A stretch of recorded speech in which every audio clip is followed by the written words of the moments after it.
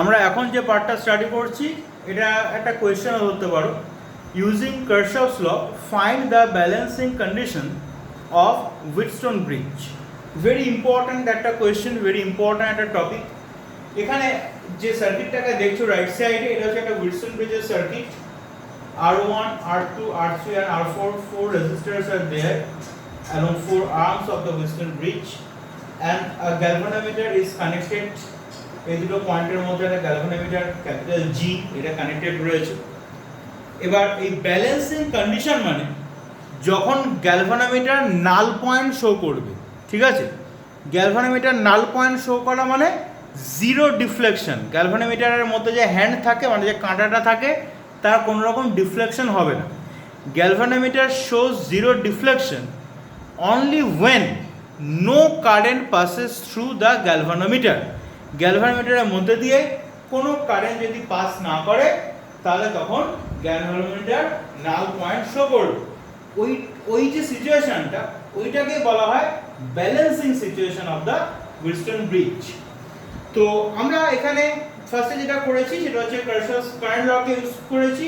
Total ধরো I current এই সার্কিটটায় ঢুকছে, তার একটা part I1 current R1 resistance দিয়ে যাচ্ছে, আর বাকি রিমেইনিং পার্ট তাহলে থাকলো পড়ে I মাইনাস I1 R2 দিয়ে যাচ্ছে।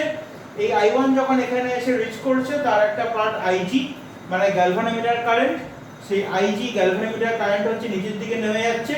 তাহলে পড়ে রইলো হচ্ছে I1 মাইনাস IG যেটা এখান থেকে ফ্লো করছে, I1 মাইনাস IG আসছে, IG আবার নিচের দিকে নামছে, I মাইনাস I1 এসে ওর সঙ্গে মিট করছে, তাহলে তৈরি হলো I minus I1 plus IG যেটা হচ্ছে আবার R4 এর মধ্যে দিয়ে ফ্লো করবে।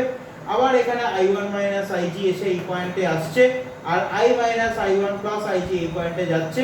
দুটোকে সাম করো, দেখবে স্মল i হতেই হবে, ঠিক আছে? কারণ কার্শফস কারেন্ট ল সেটাই বলছে, টোটাল যতটা কারেন্ট ঢুকবে ততটা বেরোবে। তাহলে কার্শফস কারেন্ট লর কাজ শেষ। এবার লুপ লটাকে ইউজ করতে হবে। এখানে কিন্তু ফার্স্টে লেখার সময় তোমাকে লিখতে হবে যে according to Kirchhoff's current law the total current I is distributed along the circuit diagram, ঠিক আছে? according to the circuit diagram এইভাবে তোমাকে কিন্তু আগে লিখে নিতে হবে। আচ্ছা, এবার আমি এখানে লুপগুলোকে ধরছি। ফার্স্টে ধরো আমি এখানে লুপ ধরলাম, এর আমি লুপ ধরলাম লুপ 1, ঠিক আছে? যেরকম বলেছিলাম, যেরকম বুঝি তুমি লুপ ধরতে পারো। এখানে ধরো একটা লুপ ধরলাম, এরকম ধরনের লুপ ধরলাম। এখানে একটা ক্লকওয়াইজ লুপ ধরেছি, ওখানে অ্যান্টি ক্লকওয়াইজ লুপ ধরেছি। ইচ্ছে করে ধরলাম যাতে তোমাদের ভয়টাও কেটে যায়। দেখো, এবার আমি লুপ 1 অনুযায়ী দেখছি।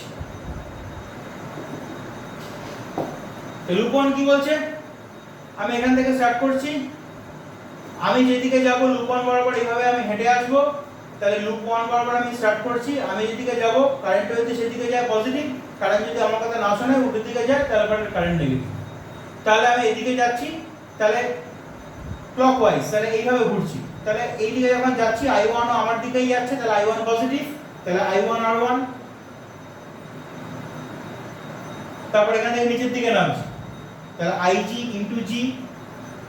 একটা জিনিস বলা হয়নি, এখানে ক্যাপিটাল জি তো গ্যালভানোমিটারকে ডিনোট করছে, এই ক্যাপিটাল জিটাই হচ্ছে আবার গ্যালভানোমিটারের রেজিস্ট্যান্স। ক্যাপিটাল জিটাই হচ্ছে রেজিস্ট্যান্স অফ দ্য গ্যালভানোমিটার, ঠিক আছে? Capital G is equal two resistance of the galvanometer. হলো, নিচে নামলাম, এবার লেফট সাইডে যাব। লুপ 1 যেভাবে গেছে, লুপ 1 এইভাবে গেছে, আমি যাচ্ছি লেফট সাইডে যাচ্ছি। লেফট সাইডে দিকে যেটা সমস্যা হলো, I মাইনাস I1 আমি যেটা দিকে যাচ্ছি তার উল্টো দিকে যাচ্ছি। আমি লেফট সাইড উপরের দিকে উঠছি, I মাইনাস I1 নিচের দিকে নামছে, তাহলে I মাইনাস I1 কি হবে? নেগেটিভ। তাহলে minus I minus I1 into R is equal, এই যে পাথটা আছে, পাথে কোথাও ব্যাটারি আছে মানে সেল আছে? নেই তো, তাহলে নেট ইএমএফ 0। যদি বলতে তাহলে কারেন্ট এলো কোথা থেকে? এরকম কোন একটা জায়গাতে কোন ডিসি সোর্স ছিল, এই ডিসি সোর্সের থেকেই এসেছে। তো সেটা আমাদের পয়েন্ট অফ ইন্টারেস্ট না, ওটা ড্র করারও কোনো দরকার নেই। ডিসি সোর্স থাকুক যা খুশি থাকুক। দেখো, এটা হলো ইকুয়েশন 1। নেক্সট এবার লুপ 2। লুপ 2 আবার অ্যান্টি ক্লকওয়াইজ নিয়েছি, তাহলে এখান থেকে স্টার্ট করি, উপরের দিকে উঠতে যাবো, লুপ তো যাচ্ছে, লুপটা তো এইভাবে যাবে, এই যে অ্যান্টি ক্লকওয়াইজ লুপ এইভাবে যাবে। এবার আমি যখন এই পাশে যাচ্ছি, উপরের দিকে উঠছি, তখন I minus I1 plus IG এই কারেন্টটা উপরের দিকে উঠছে, তাহলে আমার সঙ্গে আছে, তাহলে পজিটিভ। তাহলে কারেন্ট ইনটু রেজিস্ট্যান্স করতে হবে, তাহলে I minus I1 plus IG into R4। Left সাইডে যাচ্ছি, লেফট সাইডে যখন যেতে যাব তখন দেখবো I1 মাইনাস IG নিচের দিকে নামছে, আমি উপরের দিকে উঠছি, নিচের দিকে নামছে, তার মানে I1 মাইনাস IG নেগেটিভ, তাহলে minus I1 minus IG into R3। ঠিক আছে, এইবার হবো, তাহলে আবার আমি নিচের দিকে নামছি, এবার আমি যখন নিচের দিকে নামছি IG ও নিচের দিকে নামছে, সেম ডিরেকশন, তাহলে IG positive plus IG into G is equal two, কোনো ব্যাটারি খুঁজে পেলাম না, 0। এবার এখানে একটা জিনিস মেনশন করতে হবে যে as we know that at balancing situation the galvanometer current IG becomes 0, so from equation 1 and equation 2 we get এই স্টেটমেন্টটাকে লিখতে হবে, লিখে নিয়ে তাহলে তুমি IG কে 0 করে দিবে, তাহলে তুমি কি পাচ্ছ দেখো, I1 R1, ঠিক আছে, IG যদি 0 হয়ে যায়, I 0 হয়ে গেল, মাইনাস এটা রাইট সাইডে চলে যাবে, তাহলে is equal two I minus I1 R2 and IG 0 হয়ে গেল, ঠিক আছে, এই IG 0 হচ্ছে, আবার এই IG ও 0 হয়ে যাচ্ছে,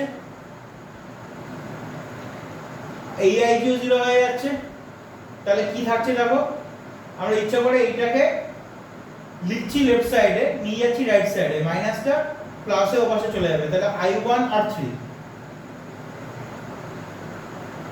ইজ ইকুয়াল, তাহলে এখানে I minus I1 R4, I minus I1 R4 বোঝা গেল, তাহলে এটা ইকুয়েশন 3 আর এটা ইকুয়েশন 4। তাহলে এবার যদি আমি ইকুয়েশন 3 ডিভাইডেড বাই যদি ইকুয়েশন 4 করি, তাহলে কি পাচ্ছি, লেফট সাইডে কি পাচ্ছি, R1 by R3 is equal to right সাইডে কি পেলাম, R2 বাই R4। ঠিক আছে, কায়দা করা থাকলে করতে পারো, R1 by R2 is equal to R3 by R4। তাহলে কন্ডিশনটা কেমন হলো, যদি এমন কোনো উইস্টার্ন ব্রিজ থাকে যে উইস্টার্ন ব্রিজের লেফট সাইডে দুটো রেজিস্ট্যান্সের রেশিও, রাইট সাইডে দুটো রেজিস্ট্যান্সের ratio same, as an example মনে করো এটা 10 ওহম, এটা 20 ওহম, তাহলে রেশিও কত, 10/20 মানে হাফ, ঠিক আছে, মানে 1/2। আবার ধরো এটা 100 ওহম, এটা ধরো 200 ওহম, তাহলে আবার 1/2 আসছে। এরকম যদি সিচুয়েশন হয় তাহলে পরে এই যে মাঝখানে যে গ্যালভানোমিটার রয়েছে তার কোনো রকম ডিফ্লেকশন হবে না, ওটাই হচ্ছে ব্যালেন্সিং কন্ডিশন। ঠিক আছে, balancing condition of the Wheatstone bridge, এই হচ্ছে ব্যাপার। ভেরি ইম্পর্টেন্ট কোয়েশ্চেন, যে কোনো বোর্ডের জন্য খুব ইম্পর্টেন্ট। আর এটার হচ্ছে অ্যালোকেটেড মার্কস হচ্ছে 4। ওই সার্কিট ডায়াগ্রাম ওর জন্য 1 মার্ক দেয়, আর এই ক্যালকুলেশনের জন্য 3 মার্কস দেয়, কিন্তু ভালো করে একদম সিস্টেমেটিক্যালি যেরকমভাবে আমি বললাম ওইভাবে পয়েন্টগুলোকে লিখে লিখে করতে হবে।